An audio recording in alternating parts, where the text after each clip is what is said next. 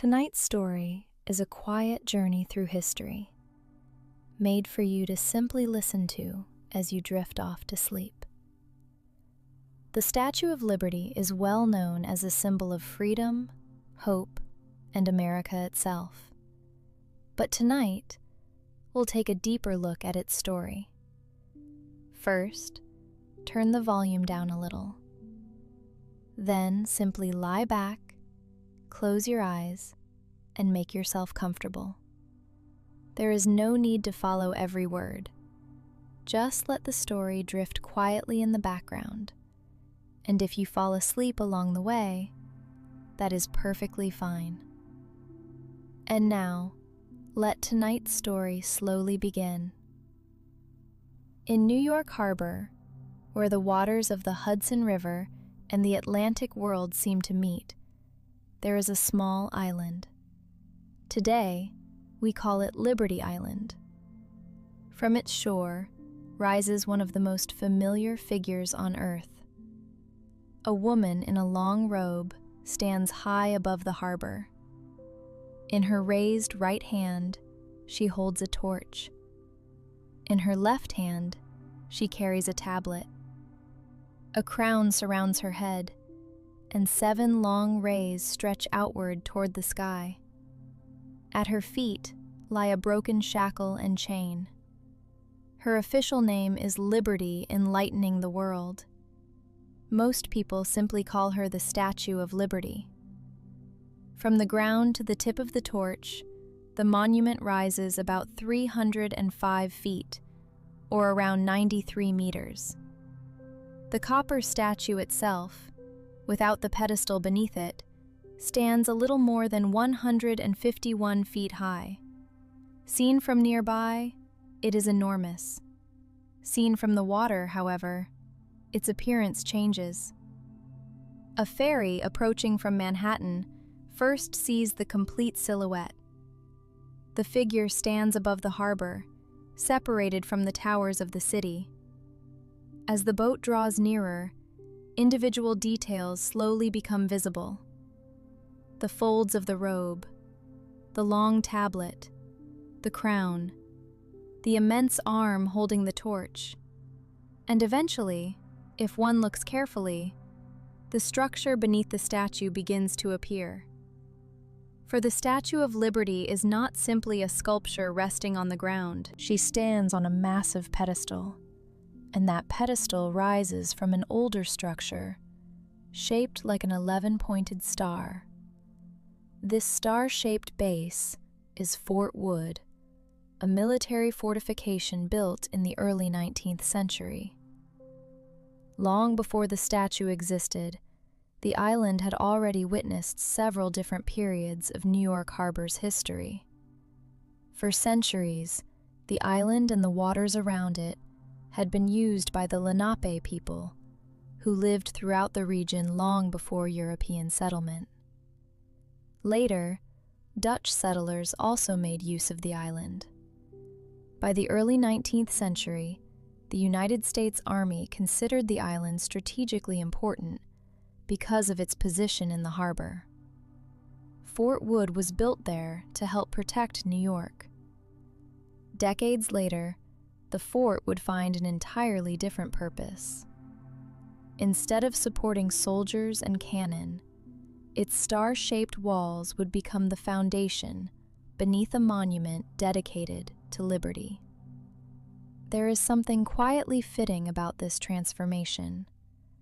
A place once chosen because it guarded the entrance to a harbor eventually became the home of a figure whose torch seemed to greet people entering that same harbor. But when the fort was constructed, nobody could have known what would eventually stand above it. The Statue of Liberty did not begin in New York. It did not even begin in the United States. Its story began across the Atlantic Ocean, in France. And before anyone shaped a sheet of copper or raised a piece of iron, the statue existed only as an idea. To understand that idea, we have to return to the 19th century. The United States had just passed through the Civil War, the conflict had ended in 1865. Slavery had been abolished nationally, and the Union had survived. Across the Atlantic, some French thinkers followed these events with great interest. One of them was Édouard René de La Boulaye. La Boulaye was a French historian, legal scholar, political thinker, and abolitionist. He admired aspects of the American political system and had supported the Union during the Civil War. He also believed strongly in liberty.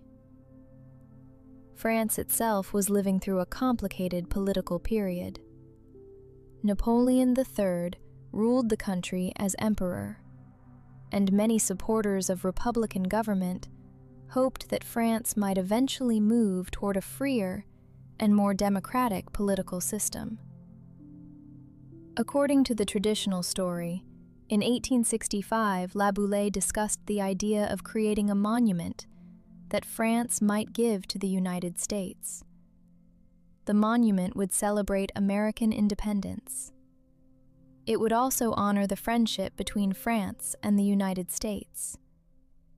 And because the Civil War had ended with the abolition of slavery, the idea of liberty carried an especially powerful meaning. The commonly repeated version of the story places this conversation at La Boulaye's home near Versailles. Among those present was a young French sculptor named Frédéric Auguste Bartholdi. However, historians have noted that the exact details of this famous 1865 conversation are uncertain. A later National Park Service study questioned whether the statue was literally conceived during a single dinner conversation in that year. The project may have taken clearer form somewhat later, around 1870. So perhaps it is better not to imagine one exact moment when the Statue of Liberty suddenly appeared in someone's mind. Ideas of this scale often develop slowly. They grow through conversations. They change with political events. They wait for the right people and the right circumstances. And eventually, they become something more definite. What is clear is that La Boulaye and Bartholdi shared an interest in a monumental gift connecting France and the United States. La Boulaye saw American democracy as something worth celebrating. He also hoped that drawing attention to liberty and republican government abroad might encourage similar ideals in France. Bartholdi, meanwhile, was an artist who was already fascinated by enormous monuments. He thought on a scale much larger than ordinary sculpture. He imagined figures that could dominate landscapes and harbors. And the idea of a colossal figure representing liberty offered him exactly the kind of challenge that interested him. Yet the Statue of Liberty was still far from becoming real. There were wars to survive. Governments would change. Money would have to be raised. Engineers would have to solve problems that had rarely been attempted on such a scale. And a suitable place for the monument had not yet been chosen. For the moment, liberty was still only an idea. Bartholdi had already travelled far beyond France before he began serious work on the American monument. In the 1850s, he travelled to Egypt. There he encountered monumental architecture on a scale that deeply impressed many European visitors of his generation. Ancient Egyptian structures demonstrated how a single human figure could be enlarged until it seemed almost to belong to the landscape itself. Bartholdi became interested in creating a monumental figure near the entrance to the Suez Canal. The proposed work would have taken the form of a large, robed woman holding a light. Different versions of the idea were described, with titles such as Egypt carrying the light to Asia. It would have stood near Port Said, at the northern entrance to the canal. The project was never built. Its cost was one obstacle. But the idea itself is important in understanding Bartholdi.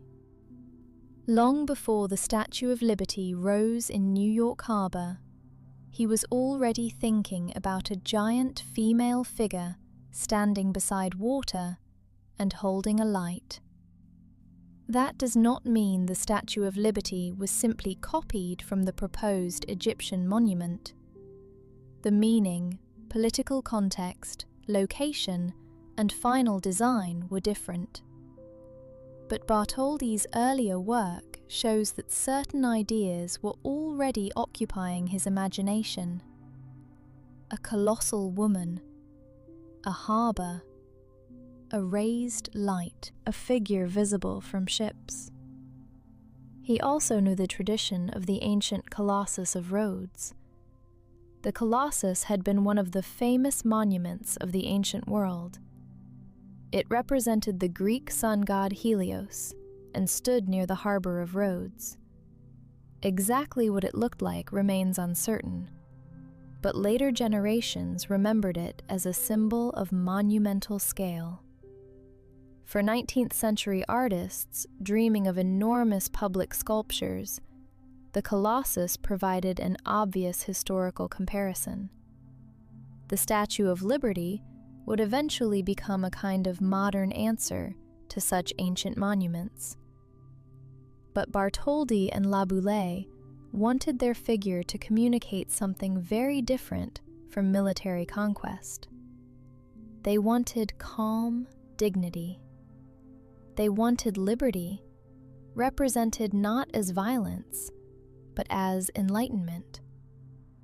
The model for the figure came from the classical tradition of Libertas, the Roman personification and goddess of liberty.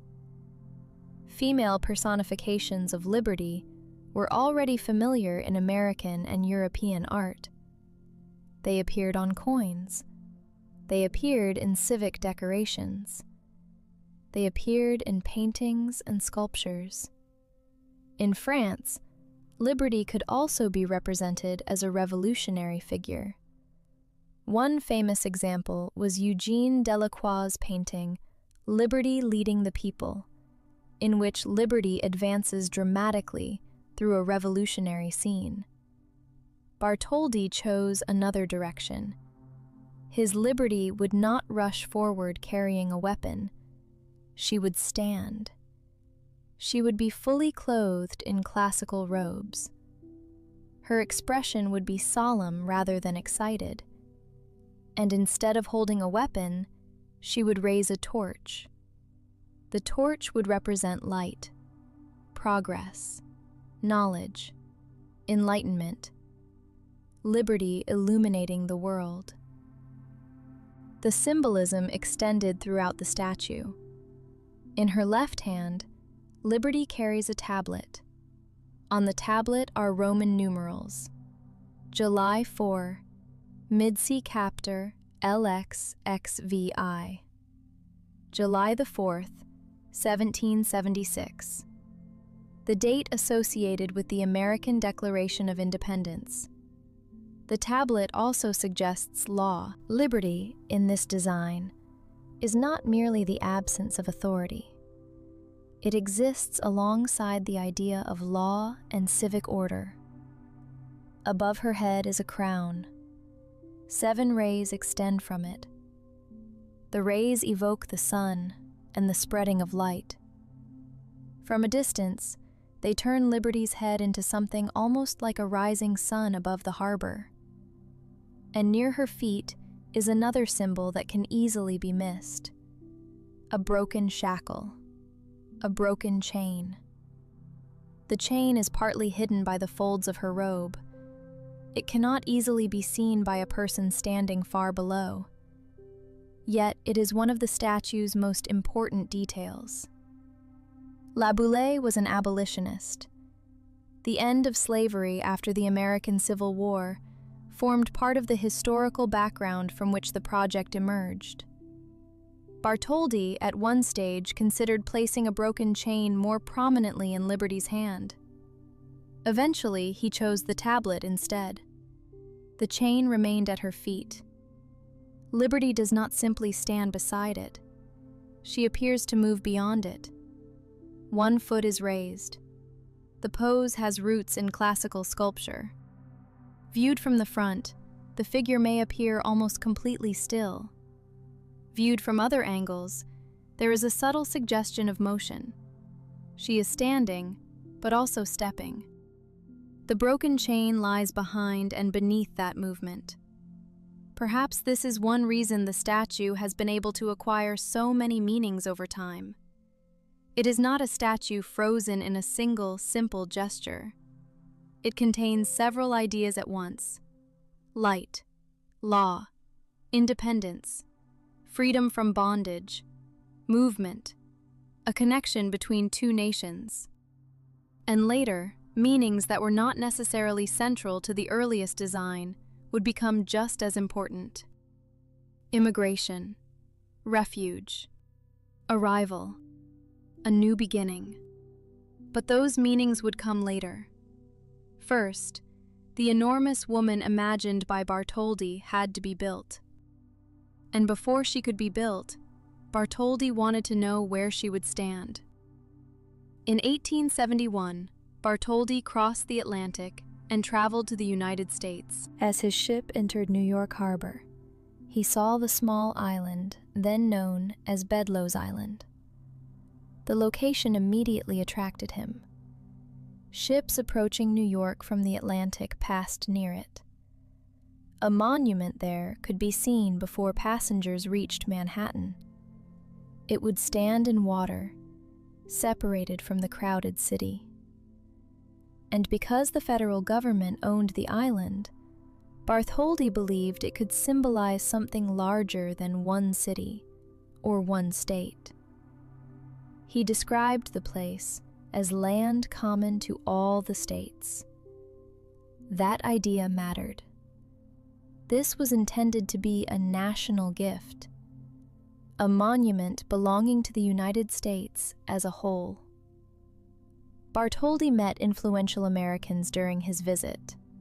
He even met President Ulysses S. Grant. He traveled across the country by rail. He discussed the proposed monument. But enthusiasm was far from universal. The United States was still recovering from the Civil War. Many Americans were not eager to spend large sums on a giant symbolic statue designed by a foreign artist.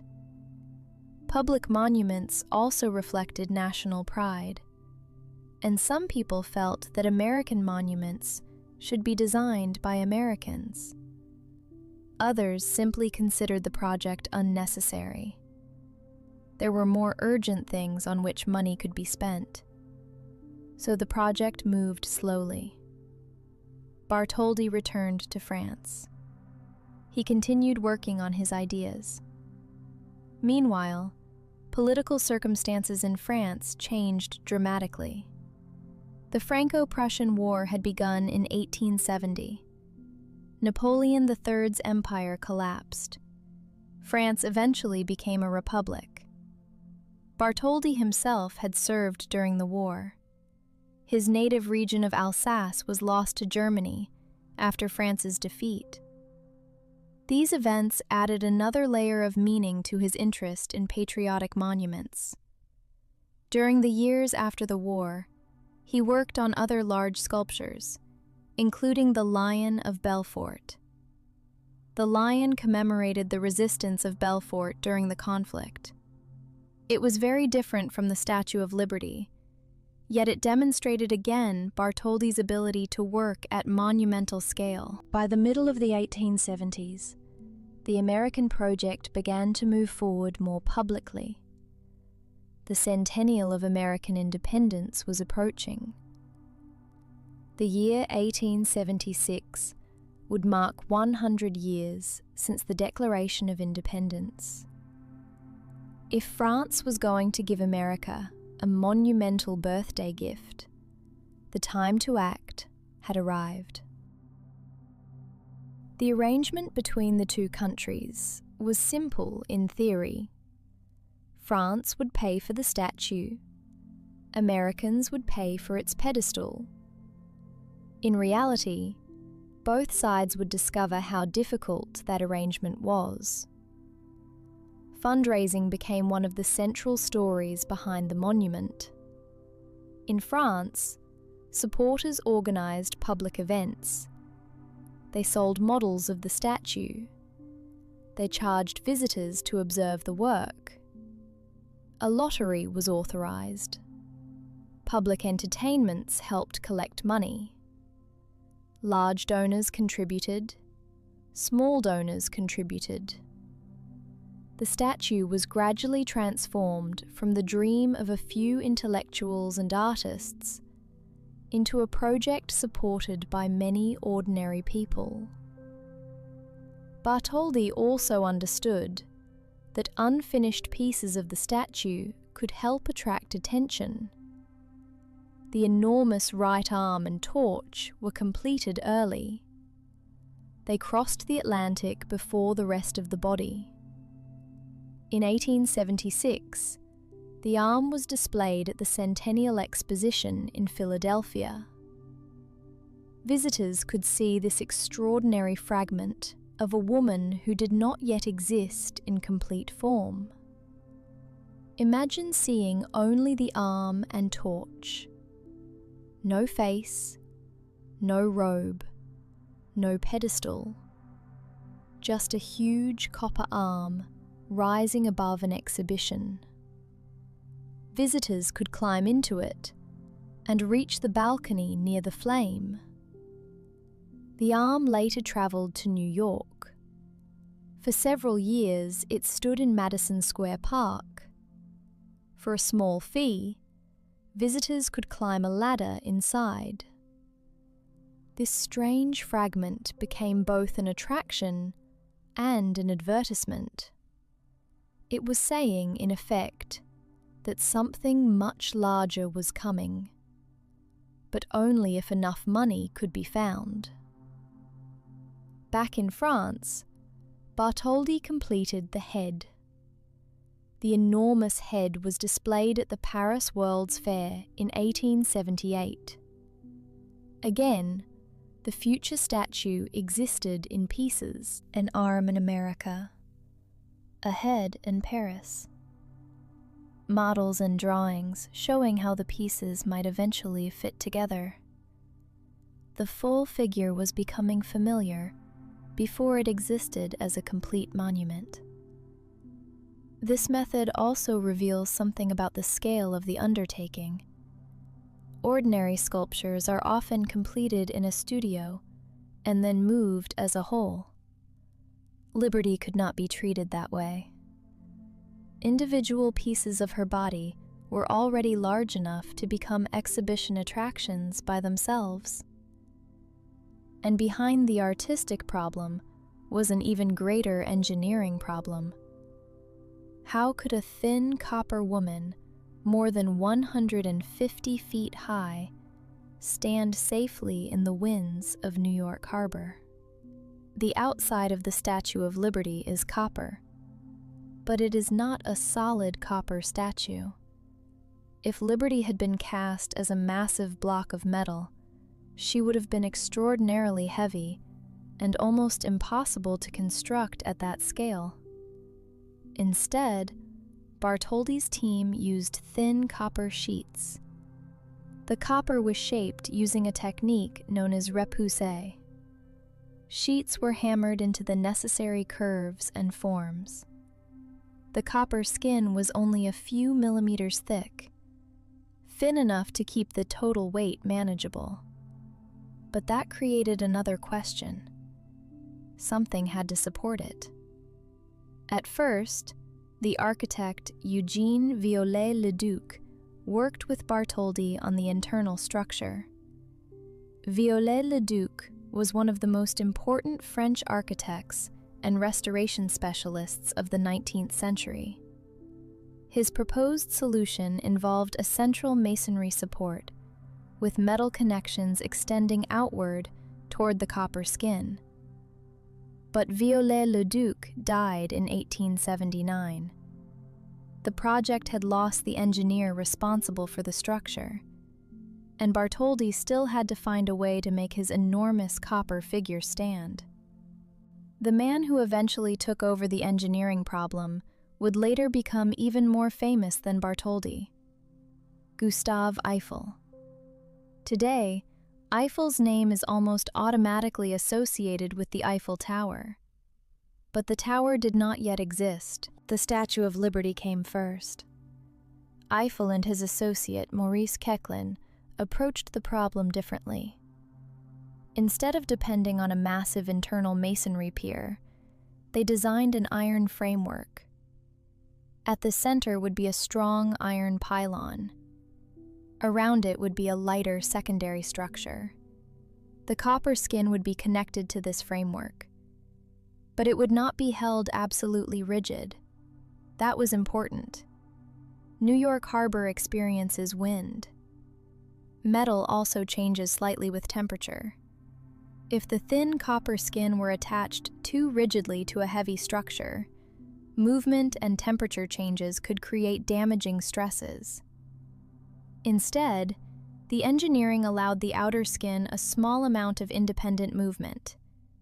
The structure could flex, not enough to be visible in the ordinary way, but enough to help the monument endure changing conditions. This made the statue surprisingly modern in its construction. The copper surface did not carry the main weight of the monument. It was more like an exterior skin supported by an internal skeleton. In later architecture, similar principles would become common in large buildings.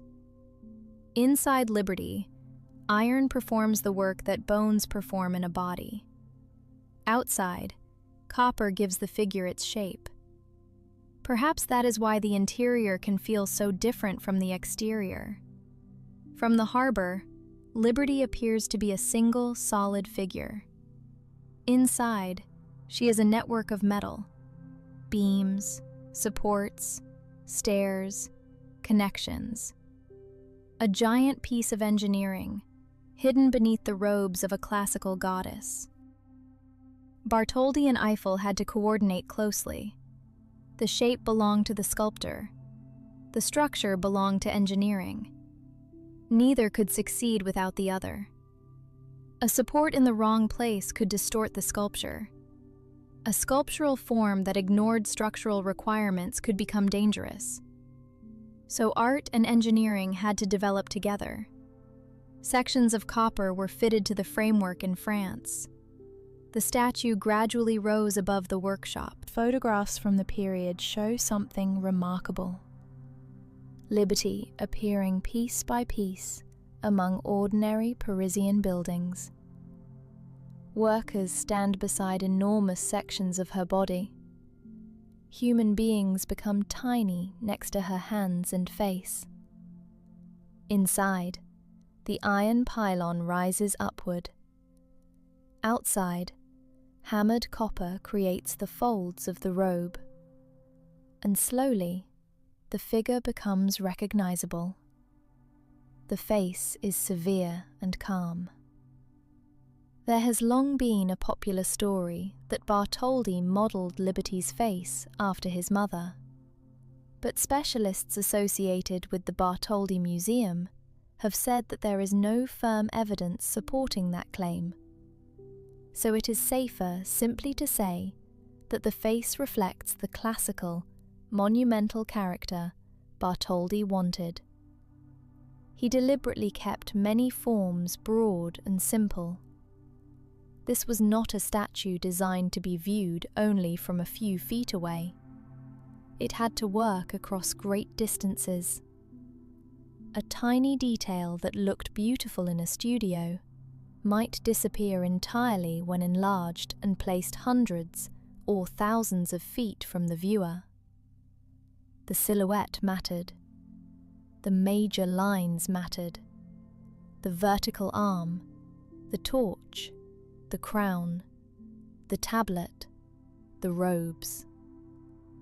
These shapes had to remain clear against the sky. By 1884, the statue had been completed in France. For a time, the finished figure towered above the rooftops of Paris. There was still no completed pedestal waiting for it in New York. In fact, the American side of the project was becoming a serious problem. France had built the gift. America had not yet built a place for the gift to stand. The pedestal had its own architect, Richard Morris Hunt. Hunt was a major figure in American architecture. He designed a stone pedestal that would be massive enough to support Liberty, while remaining visually secondary to her. The pedestal rises from the old walls of Fort Wood. Its form is broad at the bottom and narrower at the top. Granite covers a huge mass of concrete. At the time, the amount of poured concrete used in the structure was extraordinary. The pedestal had to do something difficult aesthetically as well as structurally. It needed to look powerful enough to support a colossal statue. But it could not become so elaborate that it competed with the statue itself. Liberty had to remain the focus. Fundraising, however, continued to move slowly. Americans organized events. There were theatrical performances, art exhibitions, auctions, other public activities. At one fundraising auction in 1883, organizers asked the poet Emma Lazarus to contribute a poem. At first, Lazarus was not especially interested in writing about a statue. But she had recently been working with refugees who had fled anti-Semitic persecution in Eastern Europe. Their experiences changed the way she thought about the monument. The poem she eventually wrote was called The New Colossus. Today, it is almost impossible to separate the Statue of Liberty from the meaning created by this poem. But in 1883, that connection was not yet established. The poem imagined a new kind of giant, not an ancient conqueror, not a warrior. Instead, a woman standing beside a harbor and welcoming displaced people. Lazarus called her the Mother of Exiles. The poem transformed the torch into a symbol of welcome. Eventually, its best-known words would become some of the most famous lines in American culture. But the poem did not instantly make the fundraising problem disappear. By 1884, work on the pedestal was in danger of stopping.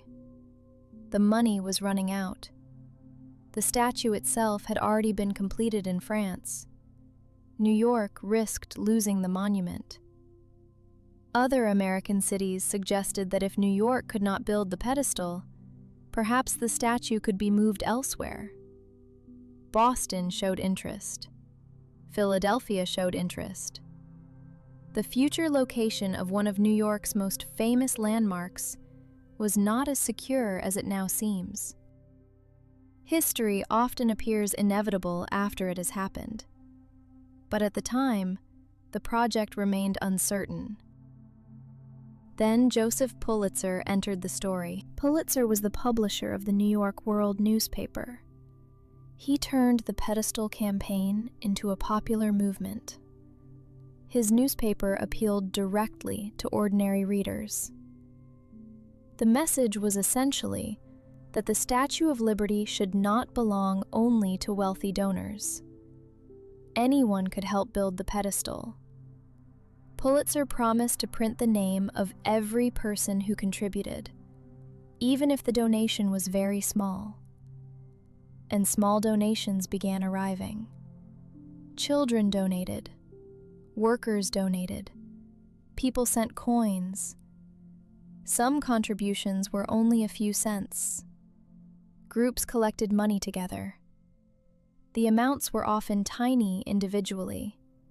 Together, they became powerful. Eventually, around 120,000 people contributed more than $100,000 to Pulitzer's campaign. A very large share of the donations were for less than $1. This detail gives the pedestal a meaning that is easy to overlook. The statue was a gift from France, but the structure beneath it was, in part, paid for by thousands upon thousands of ordinary people. Not every donor was wealthy. Not every donor was politically important. Many would otherwise be completely unknown to history. Yet their small contributions helped make the monument possible. The story fits the monument in an almost poetic way. A symbol meant to represent liberty was completed through broad public participation. Construction resumed. The pedestal rose. Meanwhile, across the Atlantic, the completed statue was ready to travel. But liberty could not simply be placed aboard a ship as one enormous figure. She had to come apart. The statue that workers had carefully assembled in France was dismantled. The copper sections and internal components were packed into specially constructed wooden cases. According to the Statue of Liberty and Ellis Island Foundation, the monument was divided into around 350 individual pieces and packed into 214 crates. Those crates were loaded aboard the French frigate Isère, and in 1885, Liberty began her journey across the Atlantic. On June 17, 1885, the Isère arrived in New York Harbor. The statue was still inside crates. There was no giant woman standing on the deck, no torch rising above the ship. Yet New Yorkers understood what had arrived. Crowds gathered along the waterfront. Boats went out into the harbor. The city that had once been uncertain about paying for the pedestal now welcomed the ship carrying the monument. It must have been a curious moment. The Statue of Liberty was finally in New York. And yet, there was still no Statue of Liberty to see. There were only crates. Inside them were sections of copper skin, pieces of internal structure, parts of a face, a robe, a hand, a crown, a torch, all waiting to become a single figure once again. The pedestal was finally completed in April 1886. Then the enormous process of reassembly began. Eiffel's iron framework was anchored into the pedestal. The internal structure rose first. Then workers attached the copper sections. Because of the shape and width of the pedestal, ordinary scaffolding could not always be used in the way one might expect.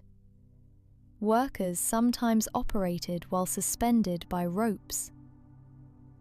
Piece by piece, liberty returned.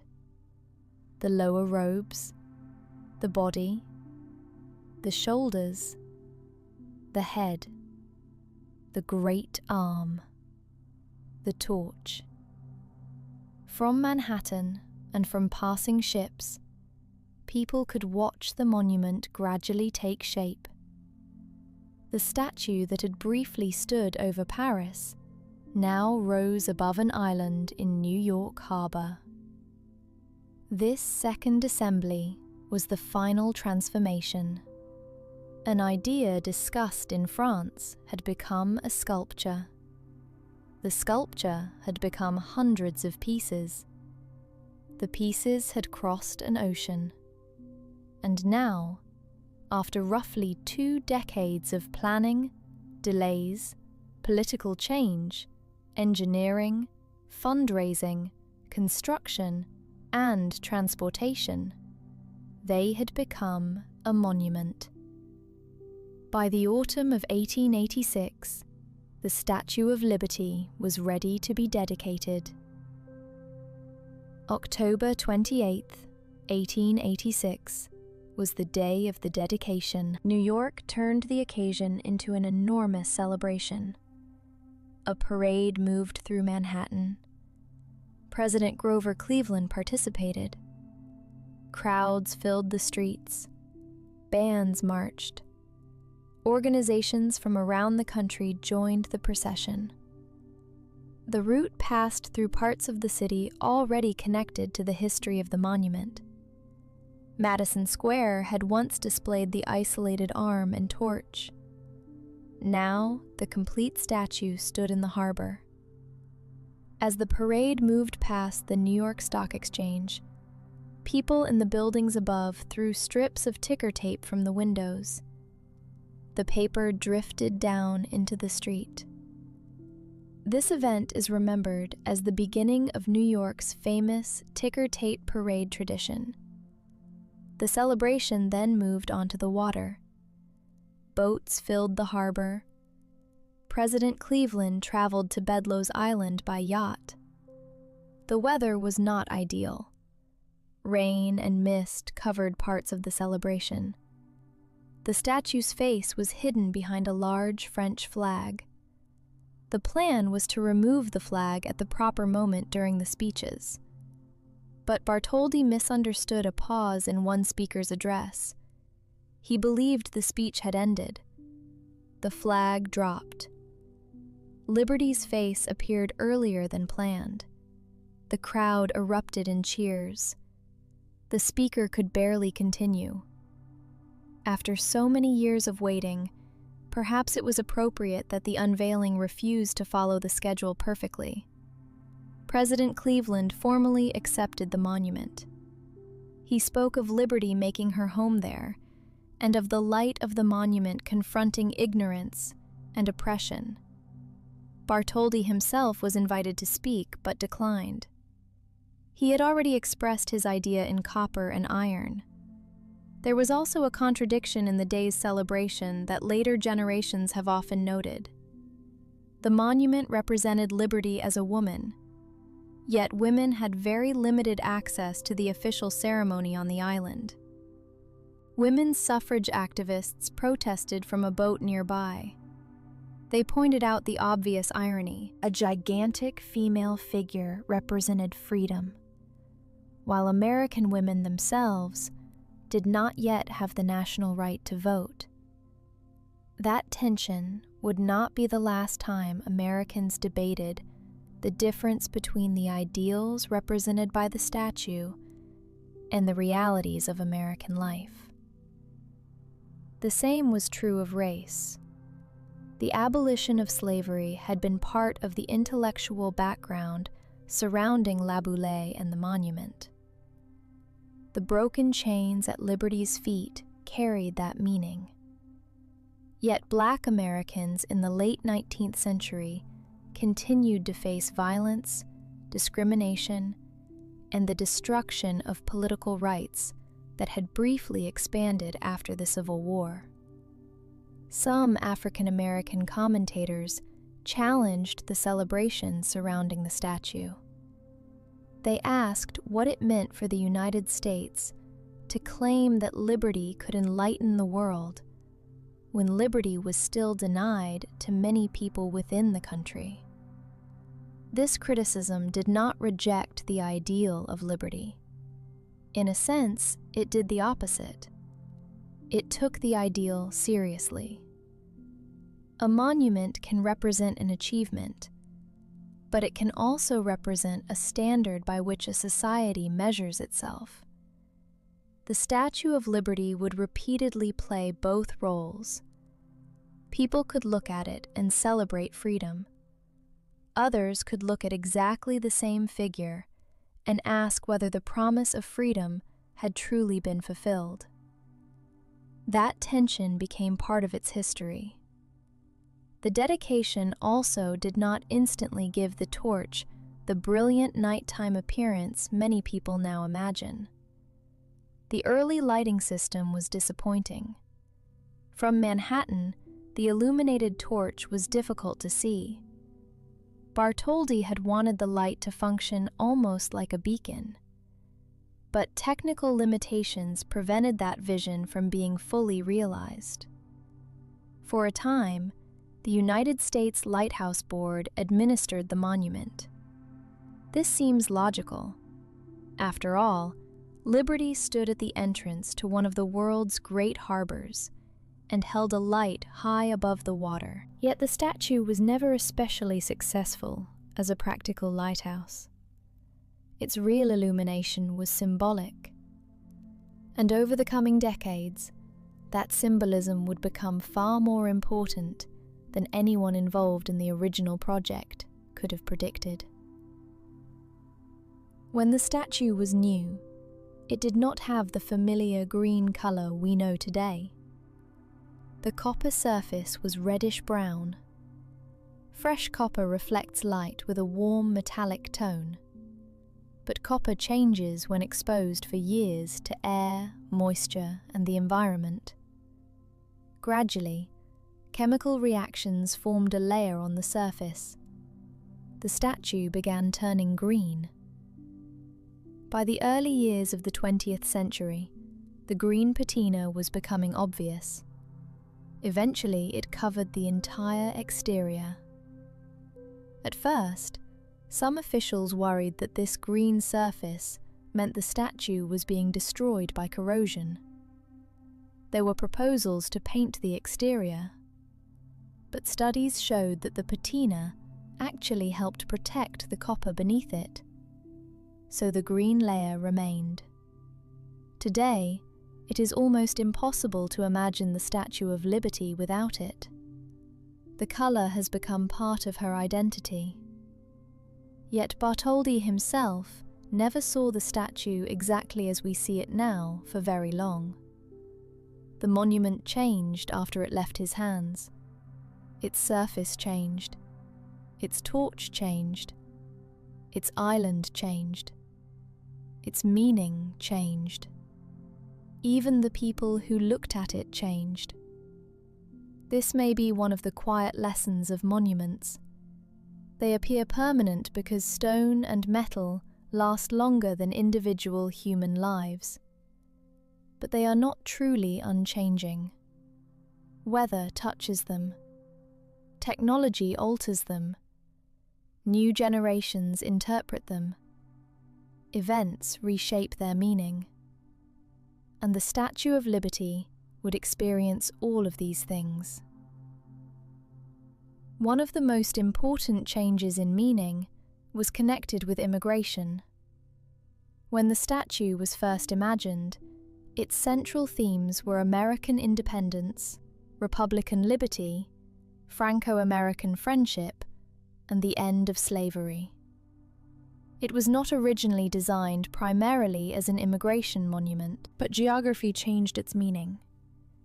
The statue stood in New York Harbor. During the late 19th and early 20th centuries, millions of immigrants crossed the Atlantic toward the United States. For many arriving by ship, the Statue of Liberty became one of their first recognizable sights of America. Nearby Ellis Island became the country's best-known immigration inspection station. Ships entered the harbor. Passengers stood on deck, and Liberty appeared above the water. Even for people who had never read La Boule or heard of Bartholdi's political ideas, the image was easy to understand.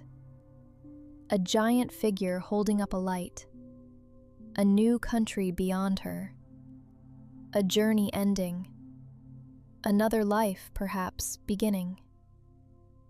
Emma Lazarus's poem gradually became connected to these experiences. When she wrote the new Colossus in 1883, it had been created for fundraising. For years afterward, the poem was not especially famous. Lazarus herself died in 1887, only a year after the statue's dedication. But in 1903, a bronze plaque bearing the poem was installed inside the pedestal. The words and the monument slowly became inseparable in American memory. The figure that Lazarus had called the Mother of Exiles became a symbol of welcome.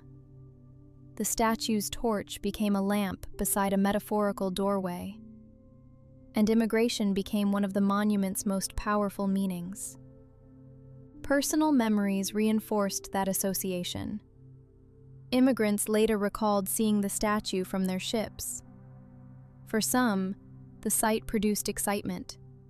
For others, relief. For others, perhaps uncertainty. Arriving in a new country did not guarantee an easy life. Many immigrants faced poverty, difficult work, discrimination, unfamiliar languages, and separation from family. Yet the statue stood at the threshold of that new experience. The monument did not promise that everything would be simple, but for many people, it represented possibility.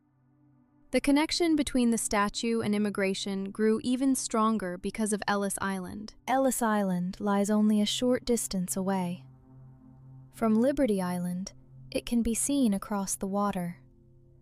From Ellis Island, the statue is part of the same harbor landscape. Between 1892 and 1954, millions of immigrants were processed at Ellis Island. The two islands gradually became linked in public memory. One represented arrival and inspection.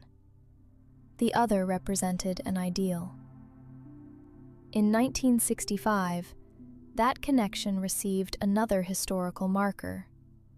President Lyndon B. Johnson signed the Immigration and Nationality Act of 1965 at the base of the Statue of Liberty. The law changed the structure of American immigration policy. Choosing the statue as the location for the signing emphasized how completely liberty had come to be associated with immigration. By then, the meaning created partly by geography and partly by Emma Lazarus's poem had become central to the monument. Yet the original symbols remained. The date of American independence was still on the tablet. The broken chains were still at her feet. The French origins of the monument were still part of its history. The statue had not lost its older meanings. It had accumulated new ones, line upon layer. That is one reason the Statue of Liberty has endured as a powerful image. Different people can see different parts of its story. A French visitor may think about the friendship between France and the United States. An engineer may look at Eiffel's internal framework. An immigrant family may think about an ancestor entering New York Harbor. A student of abolition may notice the broken chains. An artist may study Bartholdi's classical figure. A New Yorker may simply see the familiar silhouette of home. One object can hold all of these associations. The 20th century brought more physical changes. In 1916, during the First World War, an explosion occurred at Black Tom, a munitions storage area in New Jersey, not far from the statue.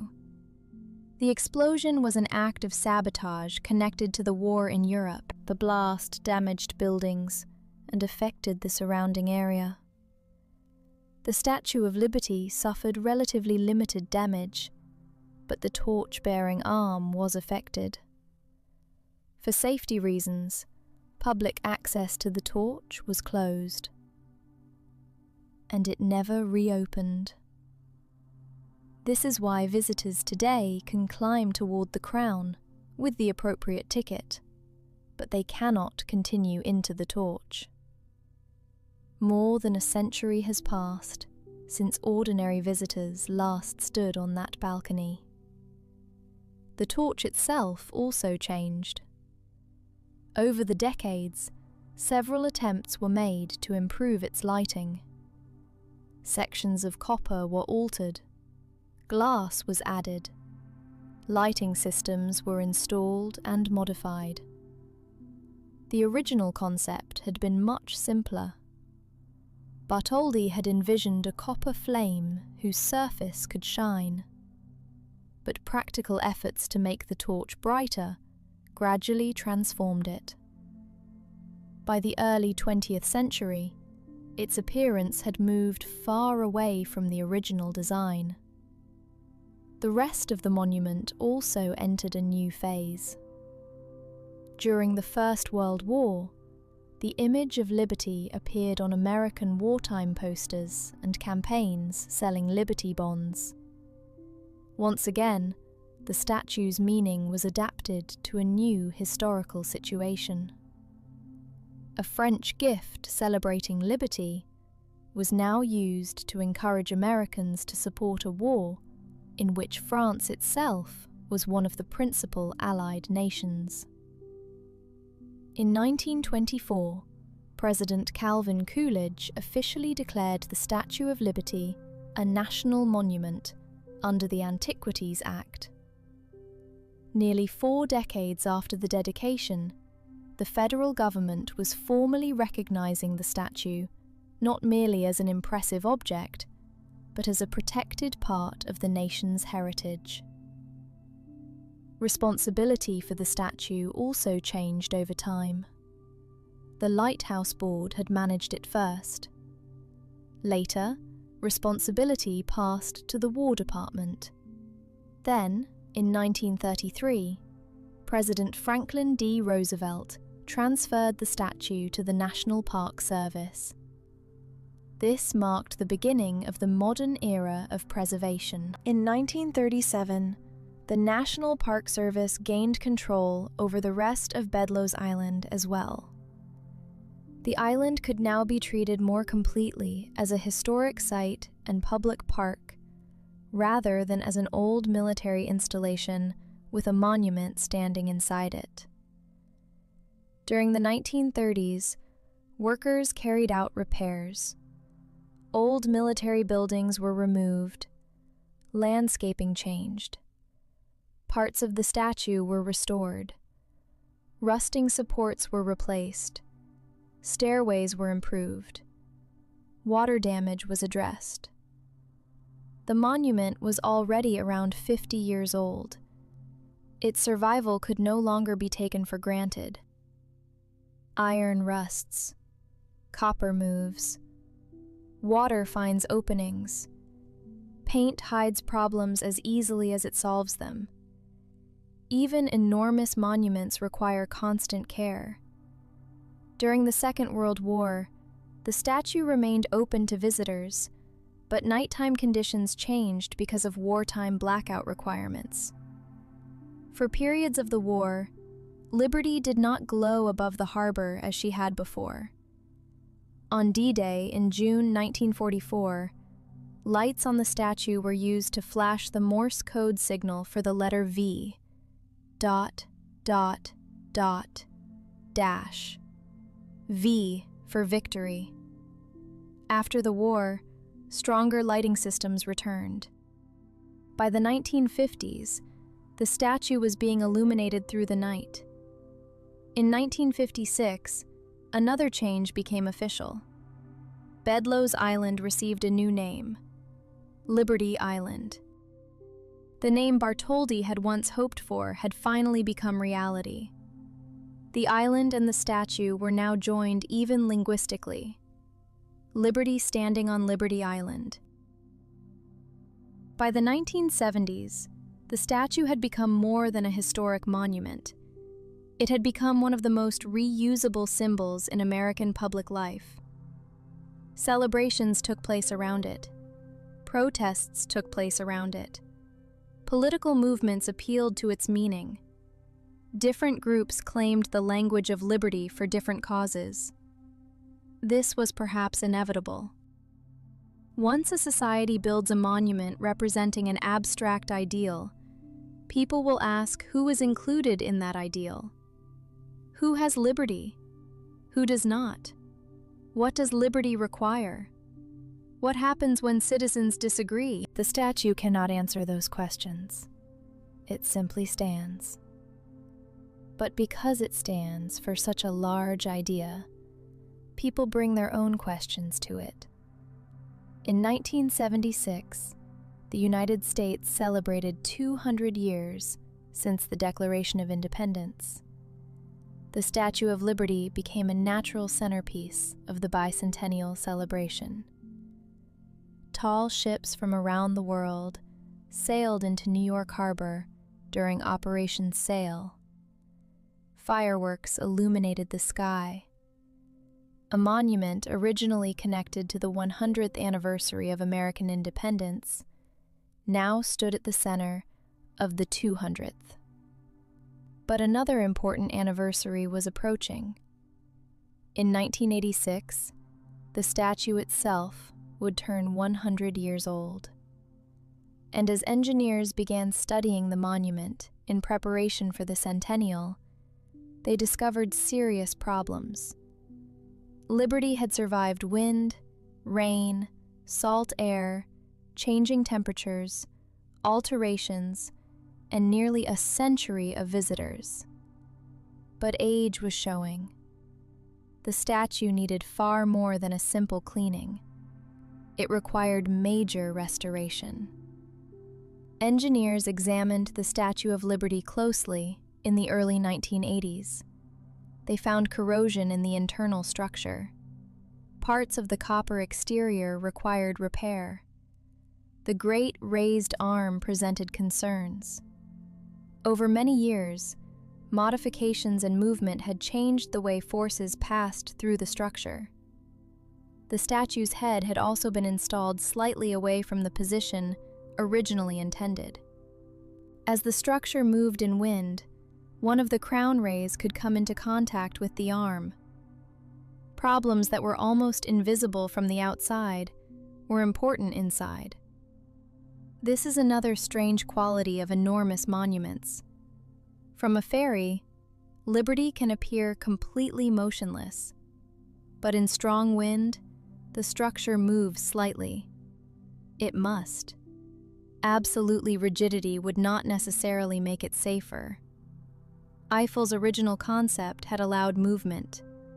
The challenge for 20th century engineers was to preserve that flexibility while replacing corroded components. In 1982, a large campaign was organized to restore both the Statue of Liberty and Ellis Island.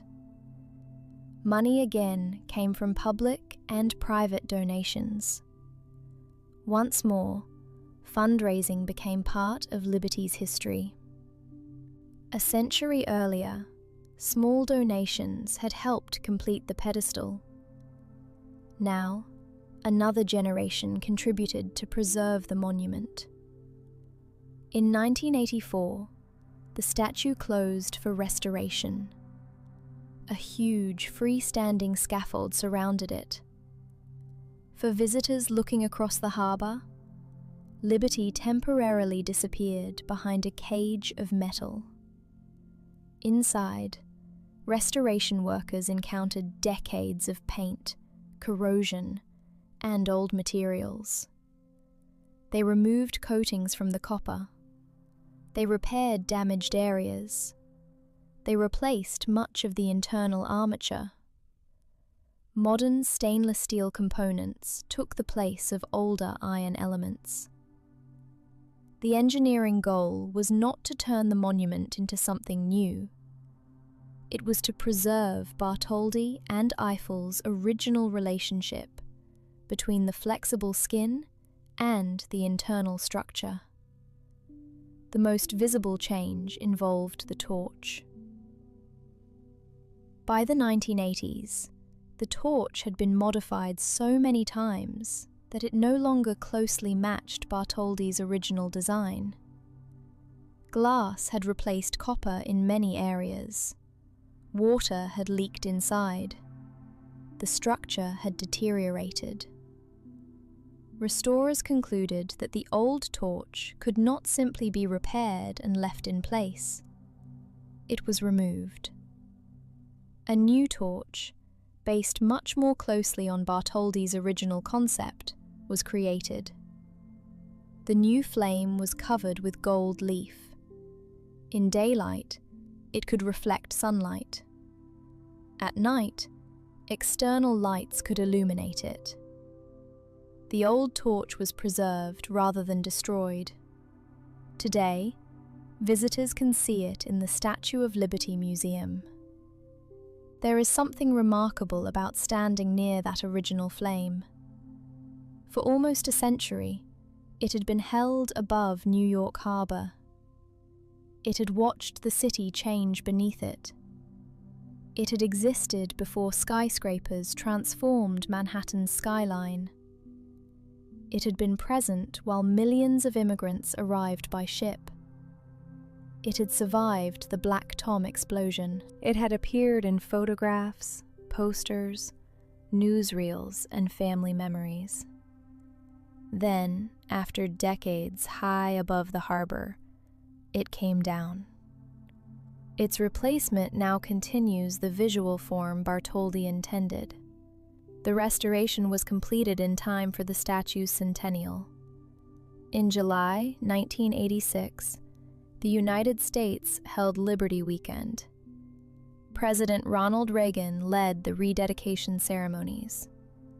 French President François Mitterrand attended. Tall ships again entered the harbor. Fireworks surrounded the statue. The monument reopened to the public. 100 years after Grover Cleveland had accepted the French gift, another generation celebrated it.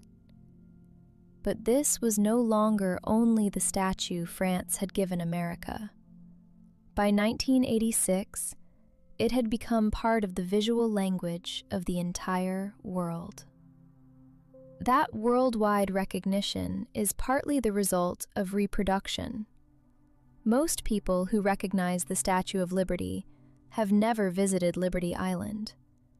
They know it through photographs, movies, television, posters, advertisements, textbooks, souvenirs, political cartoons, logos, replicas. The silhouette requires very little detail to be recognizable. A crown, a torch, a tablet, a long robe. Even simplified into only a few lines, the figure remains Liberty. This is exactly the kind of visual clarity Bartholdi wanted when he simplified the statue's shapes for long-distance viewing. The design works from miles away. And it also works when reduced to the size of a coin or postcard. Its meaning can change depending on context. Sometimes the statue represents New York, sometimes the United States, sometimes democracy, sometimes immigration, sometimes freedom in a universal sense. Sometimes artists alter its image to criticize America. That too demonstrates the power of the symbol. A symbol that can only be used for praise has limited cultural life. Liberty can be celebrated, questioned, reinterpreted, and challenged because people immediately understand what she is supposed to represent. Her image has traveled even farther than the original statue ever did. Bartholdi's copper figure crossed the Atlantic once. Her image has crossed every ocean countless times. The physical monument, however, remains tied to one particular place: Liberty Island, New York Harbor. A visitor usually reaches the island by ferry. Approaching from the water preserves something of the experience Bartholdi intended.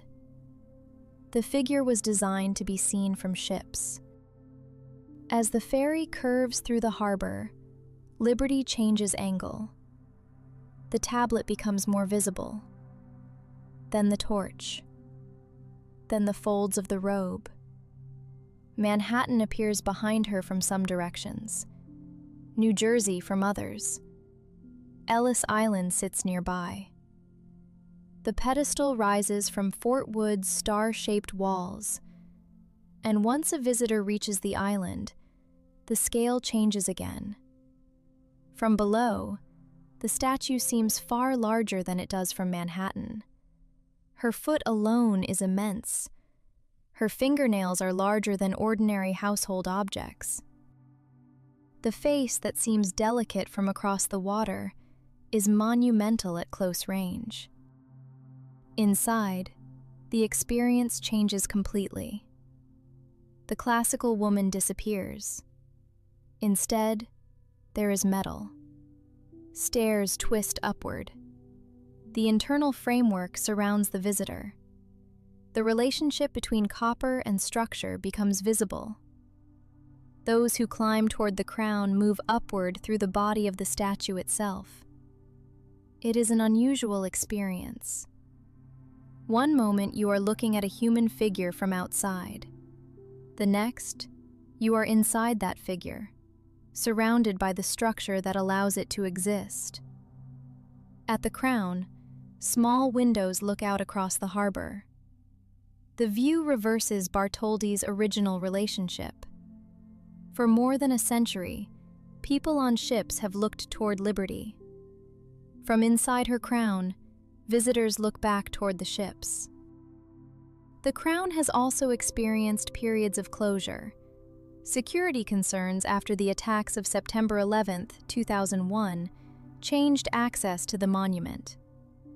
Liberty Island closed immediately after the attacks. The island later reopened, but access to the pedestal and interior remained restricted for longer. Over time, different areas reopened, with additional security and safety measures. The crown eventually reopened as well. Further renovations in the early 2010s improved stairways, elevators, and visitor facilities. Then, Hurricane Sandy struck the New York region in October 2012. The statue itself survived without major damage, but infrastructure on Liberty and Ellis Islands suffered. Damage and other facilities were damaged. Liberty Island had to close again. Repairs continued until the island reopened on July 4, 2013. Once again, the monument had survived, while the environment around it required rebuilding. The pattern echoed earlier moments in its history. The copper figure seems permanent, but everything supporting access to it — docks, boats, stairs, electrical systems, security systems, museums — belongs to a changing world. In 2019, a new Statue of Liberty museum opened on the island. Among its most important objects is the original torch. Visitors no longer have to imagine what the old flame looked like high above the harbor. They can stand close to it. The museum also tells the story of the statue's creation and the many ways people have interpreted its meaning. Then, in 2020, the global coronavirus pandemic closed the site again for a period. Liberty Island later reopened in stages. The crown remained closed longer and finally reopened in 2022. The history of the statue did not end in 1886. Every generation adds another small layer. Perhaps now, after following the story this far, the Statue of Liberty looks slightly different. At first glance, it seems simple. France gave America a statue. A woman holds a torch. She represents freedom, All of that is true. But beneath those simple statements is a much longer story. There was La Brûlée, the French abolitionist and political thinker who admired American Republican ideals. There was Bartholdi, the sculptor fascinated by monumental figures and harbor landscapes. There was a famous account of an 1865 conversation whose exact historical details remain uncertain. There was the Civil War and the abolition of slavery. There was political change in France.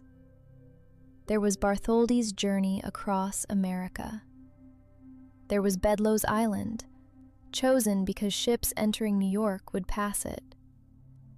There was an old military fort waiting to become the foundation of something no military planner had imagined. There was a giant arm displayed in Philadelphia and New York. There was a giant head displayed in Paris. There were lotteries and exhibitions. There were models sold to supporters.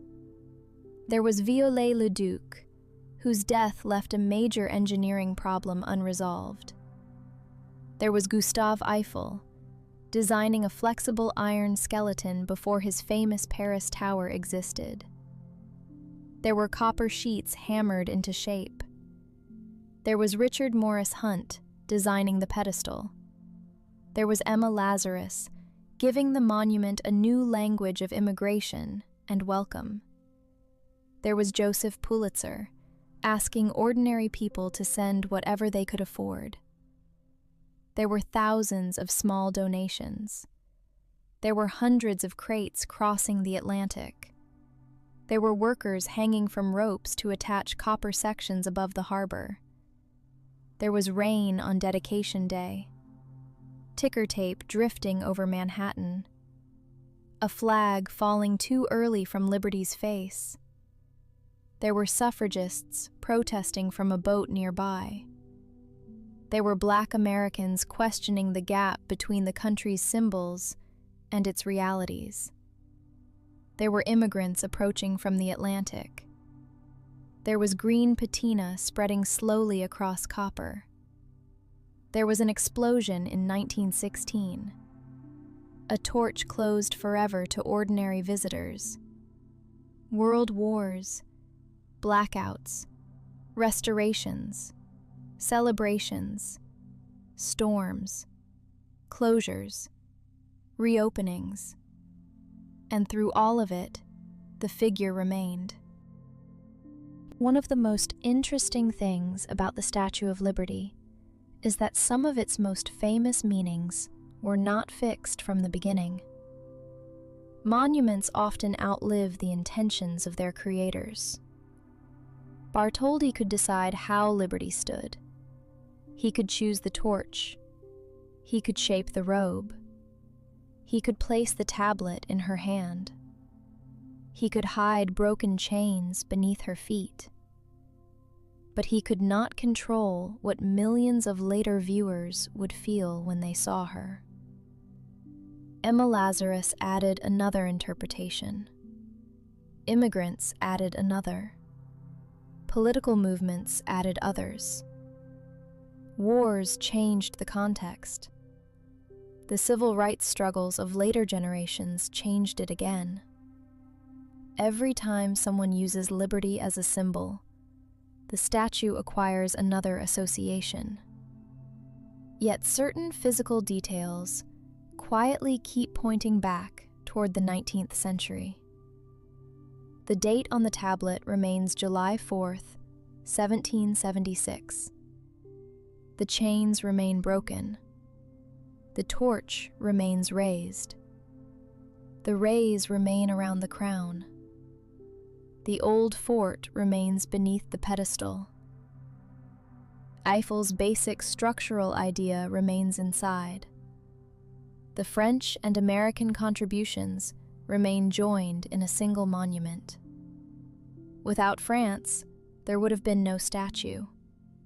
Without American fundraising, there would have been no pedestal. Without engineering, the sculpture could not have survived. Without artists, it would not have had its memorable form.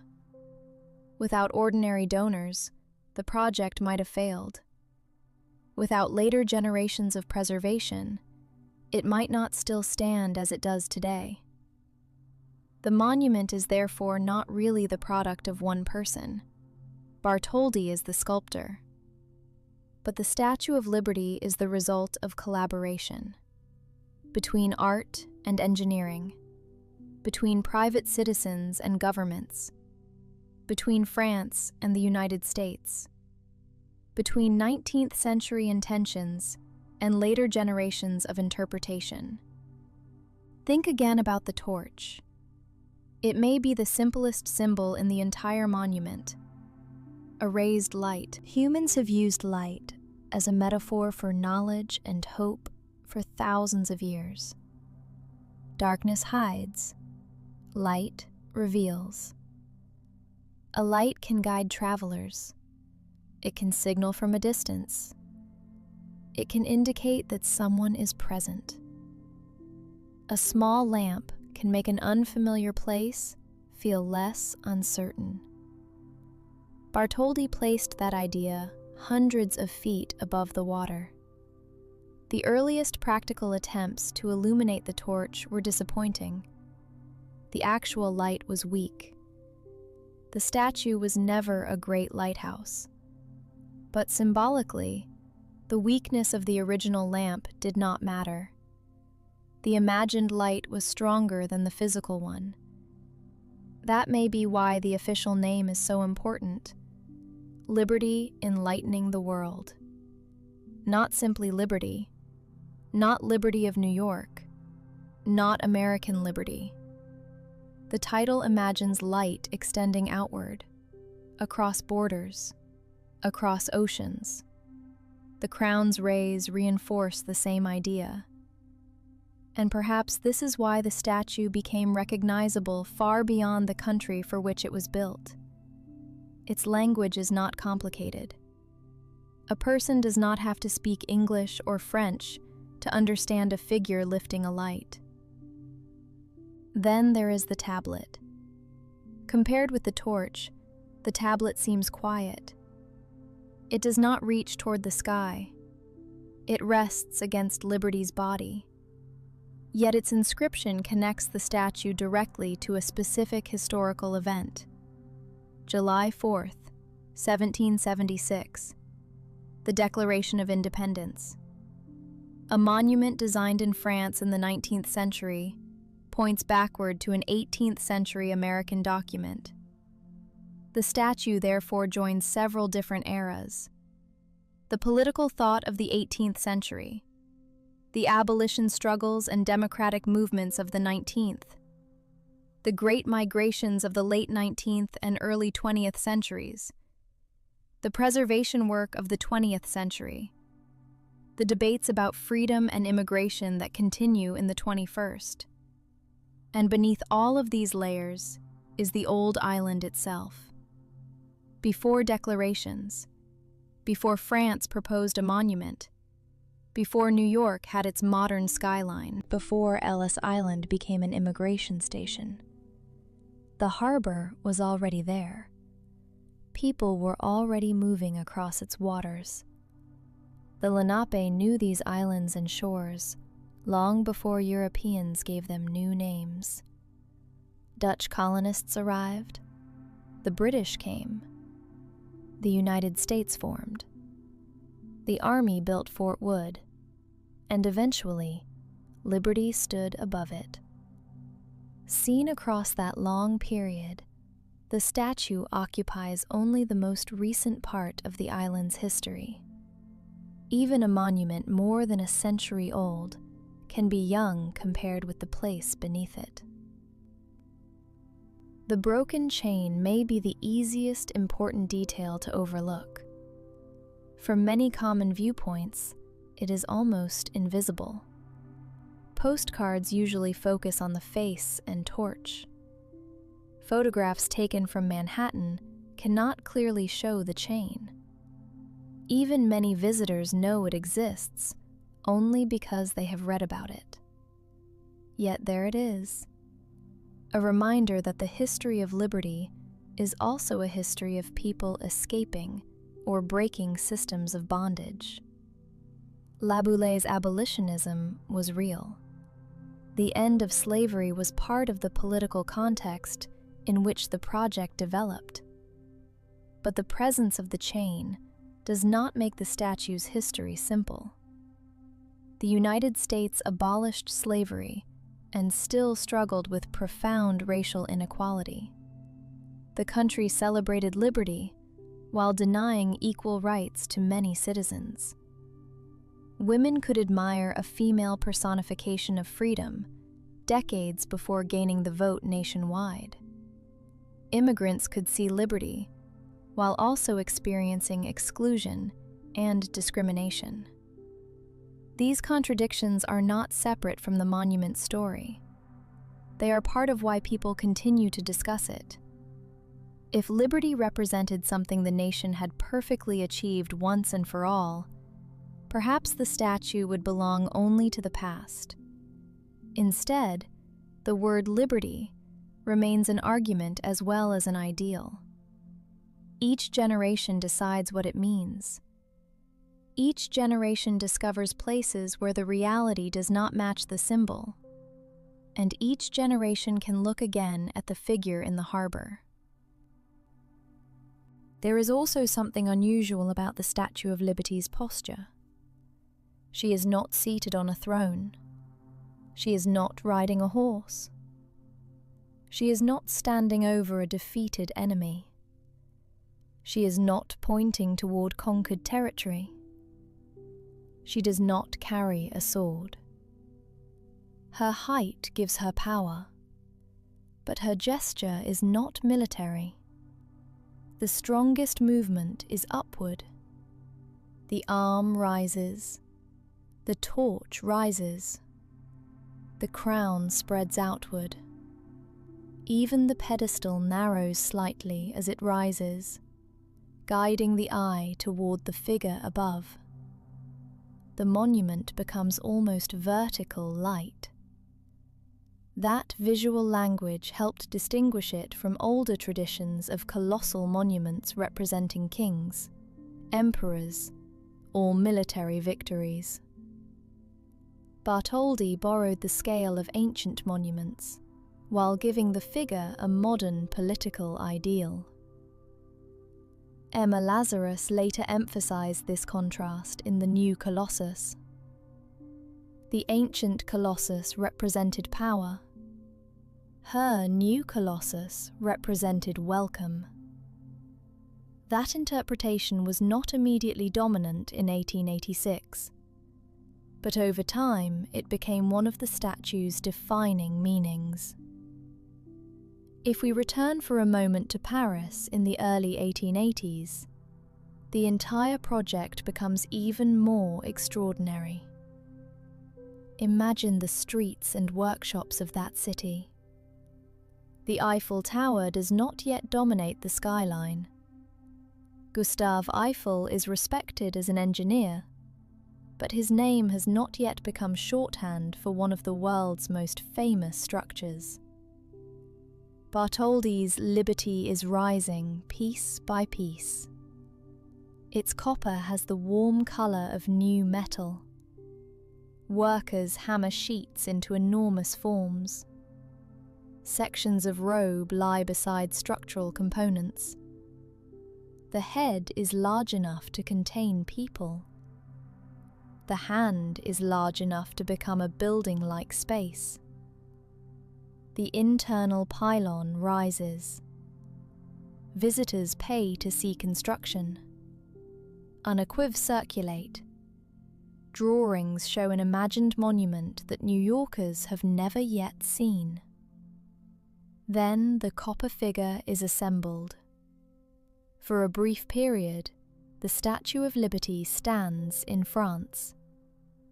Not permanently, only as part of the construction process. She looks across Paris rather than New York Harbor. Then the work is reversed. After years spent creating the figure, workers take it apart. Perhaps this is one of the strangest moments in the story. Completion is followed immediately by dismantling. Every section has to be identified, packed, protected, loaded, shipped. A finished monument becomes cargo. Across the Atlantic it goes. Then the entire process begins again in New York. It is almost as if liberty had two births, one in France, one in America. And between those two births lies the ocean. The Atlantic Ocean is essential to the meaning of the monument. France and the United States were separated by it. The statue crossed it. Immigrants crossed it. Ships entering New York approached the statue from it. Ideas crossed it too. American Republican thought influenced French admirers. French political and artistic traditions shaped the monument given to America. Engineering knowledge moved between countries. Poetry transformed the public meaning of sculpture. The Statue of Liberty is often described as an American symbol. And of course it is. But it is also an Atlantic monument. Its history belongs to movement between countries. It is difficult to tell the story entirely from one side of the ocean.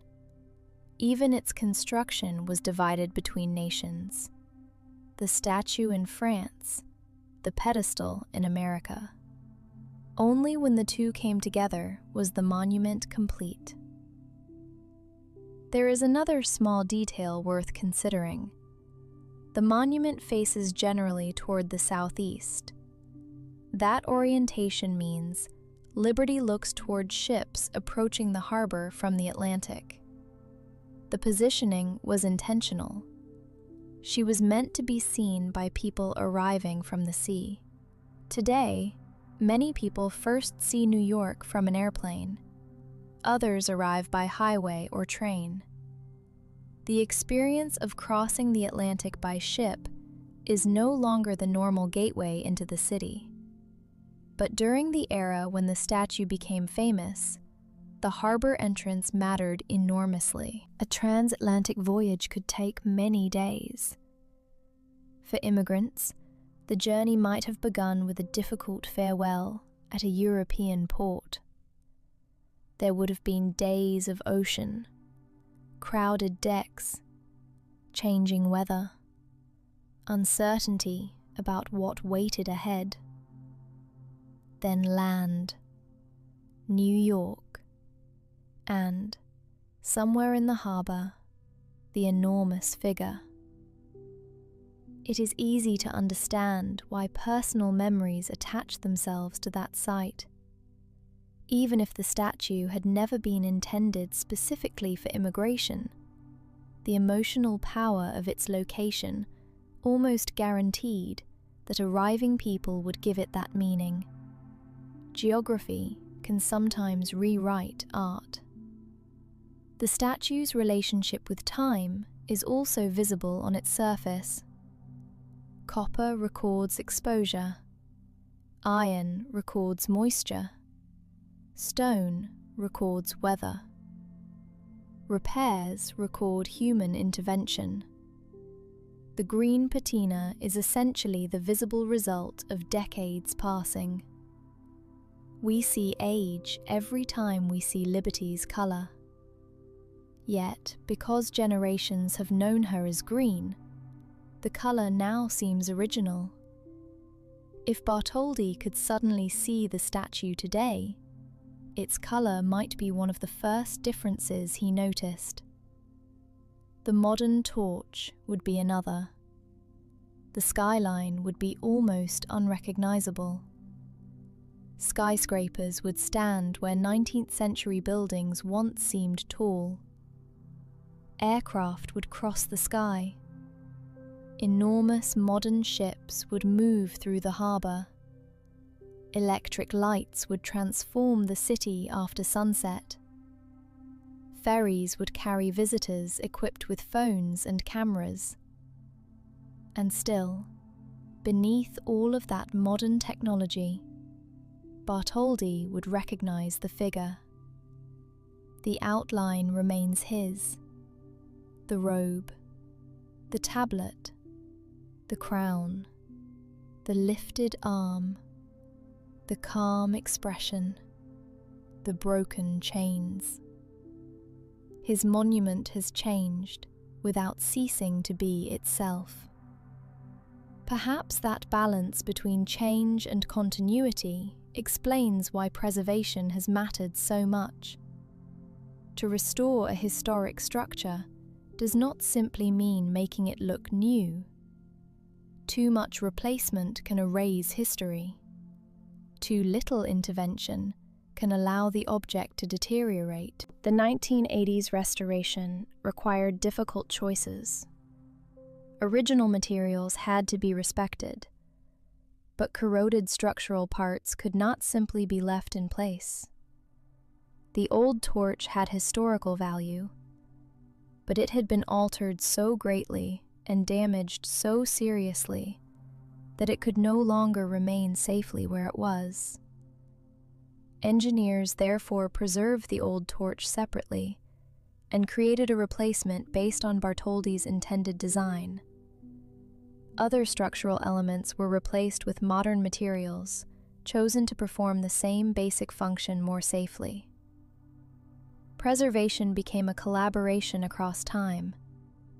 19th century artistic intention, 19th century engineering, 20th century materials science, modern safety requirements, all inside one figure.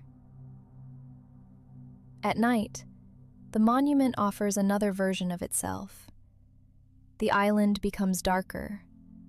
The harbor reflects city lights. Manhattan glows in the distance, and Liberty is illuminated from outside. The torch appears bright above the figure. This is far more visually effective than the first lighting system of 1886. The early engineers tried to make the torch itself function as a practical light. Modern illumination instead treats the entire statue as a monumental image. Light falls across the robe. The face emerges from the darkness. The crown appears against the sky. The torch becomes the brightest point. From a distance, the figure seems almost detached from the small island beneath it. The symbolic light finally works in the way people always imagined, even if the technology is very different from Bartholdi's first attempts. And so the story circles back to the harbor. Water moving around Liberty Island, ferries passing, waves reaching the seawall, wind moving around the copper figure, the statue flexing almost invisibly inside, visitors looking upward, the city changing in the distance. For more than a century, millions of people have come and gone while Liberty has remained. But even she is not truly still. Her structure moves slightly in the wind. Her surface reacts to the environment. Her meaning shifts with history. Perhaps the best way to understand the Statue of Liberty is not as a frozen monument, but as something continually moving through time.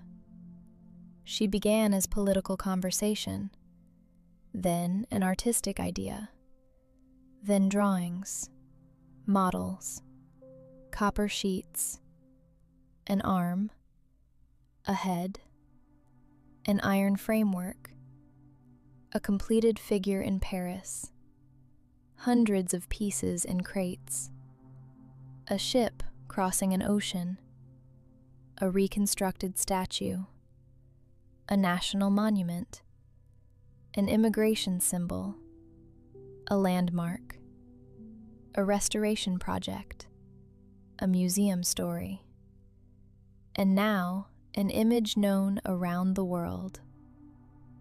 If you were to stand quietly on Liberty Island today and look upward, you would be looking at the work of people who lived in a very different world. Laboulaye never saw the 20th century. Bartholdi never saw modern Manhattan. Eiffel could not have imagined all the technologies that would eventually surround his structure. Emma Lazarus could not have known how famous her poem would become. Joseph Pulitzer could not have known that the small donations printed in his newspaper would become part of one of America's most familiar historical stories. The workers who hammered copper in France could not know how many billions of times the finished statue would eventually be photographed and reproduced. The workers who assembled it in New York could not know that people would still climb through the structure more than a century later.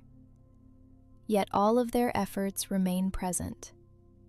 History is sometimes preserved in documents, sometimes in photographs, sometimes in words, and sometimes it remains in physical form. Copper, iron, granite, concrete, a raised torch against the sky. The Statue of Liberty is often treated as if it had always been destined to exist, but it nearly failed many times. The political situation in France delayed it. The Franco-Prussian War delayed it. Public enthusiasm was uncertain. Money was difficult to raise. The first structural engineer died. The American pedestal nearly ran out of funds. Other cities considered taking the statue away from New York. The completed sculpture waited in France. Then it waited in crates in America. Even after dedication, its lighting did not work particularly well. Its materials deteriorated. Its torch required alteration. Its structure eventually required enormous restoration. None of this was inevitable. The monument survived because generation after generation decided it was worth completing, repairing, protecting, and interpreting. That may be another reason its history suits the idea it represents. Liberty itself is rarely something that simply exists forever without effort. Ideas require maintenance too. They have to be reconsidered, protected, expanded, sometimes repaired, sometimes challenged. A monument cannot perform that work for a society, but it can remind people that the work exists. Now the harbor is quiet again. The ceremonies of 1886 are long over. The ticker tape has vanished from the streets. The French ship Isère is gone. The workshops where Liberty's copper was shaped belong to another century. The original donors are gone. The immigrants who first saw the statue from steamships are gone. The soldiers who once occupied Fort Wood are gone. The engineers of the Great Restoration have passed their work to another generation. But the statue remains. Her right arm is still raised. Her left hand still holds the date of American independence. The crown still spreads its rays. The broken chains still rest below her robes, and the torch still catches the light. Perhaps somewhere in the harbor tonight, someone is seeing the Statue of Liberty for the first time. Perhaps someone else has seen it every day for years. Perhaps another person is looking at it only in a photograph from thousands of miles away. Each will bring a different story to the image, and the monument will remain what it has been for more than a century: a French gift, an American landmark, a work of sculpture, a work of engineering, a memory of abolition, a symbol of immigration, a promise, a question, and above all, a figure holding a light over the water. For tonight, we can leave her there, standing quietly on the island, the harbor moving around her, the city glowing in the distance, the Atlantic beyond, and above the dark water, the small golden flame of Liberty's torch still shining into the night.